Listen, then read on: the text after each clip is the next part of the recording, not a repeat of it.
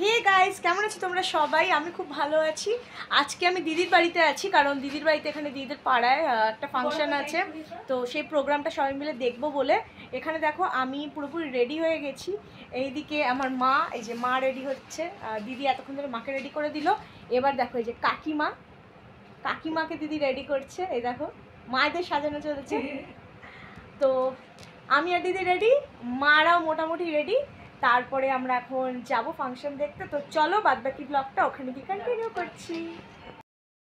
তো এটা হচ্ছে আজকে আমার আউটফিট। আমি হোয়াইট কালার একটা গাউন পরেছি। এটা আমার খুব পছন্দের একটা জামা, আমার তো দারুণ লাগছে, মানে গাউনটা দারুণ লাগছে। এবার আমাকে কেমন লাগছে সেটা তো তোমরা বলবে, তো বলো কেমন লাগছে। এই দেখো গাইজ, আমার মা রেডি হয়ে গেছে। এই দেখো কাকিমা রেডি হয়ে গেছে। এই দেখো এবার দিদিকে দেখাই। এই যে ইনি রেডি করেছেন মা আর কাকিমাকে। এই যে দিদি রেডি হয়ে গেছে।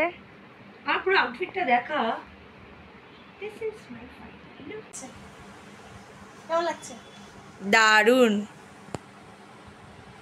তো এখানে রেডি হয়ে আমরা দুই বোন একটু ক্যামেরার সামনে দাঁড়িয়ে পোজ দিচ্ছিলাম। আচ্ছা বাই দ্য ওয়ে, বলো তো আমাদের দুজনের মুখে কি মিল আছে? মানে দেখলে মনে হয় আমরা দুই বোন?